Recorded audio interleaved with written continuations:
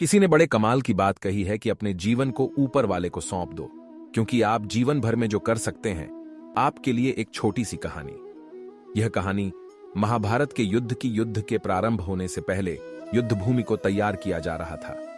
कुरुक्षेत्र की भूमि को समतल बनाया जा रहा था, पेड़ों को हटाया जा रहा था। उस युद्ध भूमि का मुआयना करने के लिए एक दिन पहले निरीक्षण करने के लिए भगवान श्री कृष्ण और उनके मित्र धनुर्धर अर्जुन पहुंचे। वो मुआयना कर रहे थे, देख रहे थे तैयारी किस तरीके से चल रही है। तभी एक चिड़िया उड़ती उड़ती आई और भगवान श्री कृष्ण के पास आकर के बोली कि भगवान, मुझसे क्या गलती हो गई, मेरी दुनिया आपने उजाड़ दी। यहाँ युद्ध भूमि को तैयार किया जा रहा है, पेड़ों को गिराया जा रहा है। एक हाथी ने आकर के मेरा पेड़ गिरा दिया, मेरा घोंसला उस पर था, वो घोंसला गिर करके जमीन पर आ गया। उसमें नन्हे नन्हे बच्चे हैं। हमारी जान बचा लीजिए भगवान, अब सब कुछ आपके हवाले है। जब रास्ते दिखाई ना दे तो ये कहानी देख लेना। Shri Krishna motivational speech in Hindi. भगवान श्री कृष्ण ने कहा कि मैं इसमें क्या कर सकता हूं, मैं तुम्हारी मदद नहीं कर सकता। यह तो नियति का पहिया है, समय का पहिया घूमता चला जाता है, इसमें मैं क्या कर सकता हूं, बताओ। वो चिड़िया रुआंसी होकर के बोली कि भगवान, मुझे बस एक इजाजत दे दीजिए।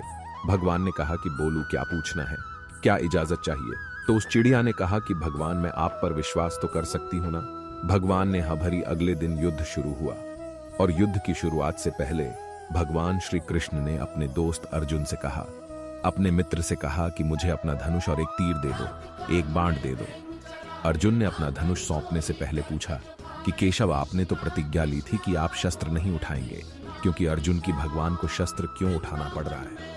ऐसा क्या हो गया जब रास्ते दिखाई ना दे। तो ये कहानी देख लेना। Shri Krishna motivational speech in Hindi. तो भगवान श्री कृष्ण ने कहा कि उस सामने हाथी देख रहे हो। उस हाथी ने उस चिड़िया का घोंसला गिराया, उस पेड़ को नष्ट कर दिया जिस पर उस चिड़िया का घोंसला था। मुझे कुछ तो करना पड़ेगा। अर्जुन समझ गया। भगवान श्री कृष्ण ने वो धनुष लिया है, एक तीर छोड़ा, लेकिन ये क्या, वो तीर जा करके हाथी को लगा ही नहीं। उसके गले में घंटी लटकी थी, उस पर जाकर के लगा और वो घंटी नीचे जमीन पर गिर गई। अर्जुन हंसने लगा और कहने लगा कि माधव, आपसे नहीं हो पाया, मुझे मौका दीजिए। 1 मिनट में उस हाथी को नष्ट कर दूंगा, खत्म कर दूंगा। भगवान ने कहा कि नहीं, नहीं हो गया, बस इतना काफी था। अर्जुन ने भी ज्यादा सवाल जवाब नहीं किए।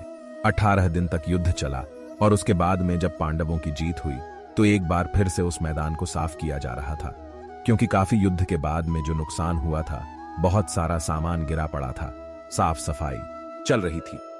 भगवान श्री कृष्ण एक बार फिर से अपने दोस्त, अपने मित्र अर्जुन के साथ मैं उसी भूमिका करने के लिए निकले और अर्जुन से कहा कि एक काम कीजिए, मेरे रथ से उतरिए और जाकर के नीचे वो जो घंटी रखी है उसको हटा दीजिएगा।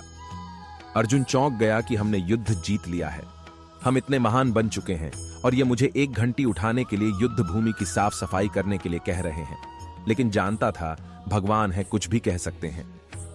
रथ से नीचे उतरा जाकर के उस घंटी को उठाया, साइड किया, और जैसे ही उस घंटी को उठाया वैसे ही उसके नीचे से नन्हे नन्हे बच्चे चिड़िया के फड़फड़ाते हुए उड़ान भर ली और वो उड़ गए। अर्जुन की आंखें नम हो गईं। उस घंटी के नीचे था वो घोंसला उस चिड़िया का जो मदद मांगने आई थी। 18 दिन के युद्ध में वो चिड़िया और उसके बच्चे सुरक्षित रहे, क्योंकि घंटी वहां पर उनका सुरक्षा कवच बनकर आ चुकी थी।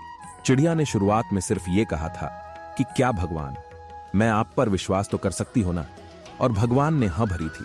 कहानी बहुत छोटी है, लेकिन हमें सिखाती है कि दुनिया में हमारे सामने चाहे जो परिस्थिति आ जाए, एक काम कीजिएगा, अपने जीवन को ऊपर वाले को सौंप दीजिए।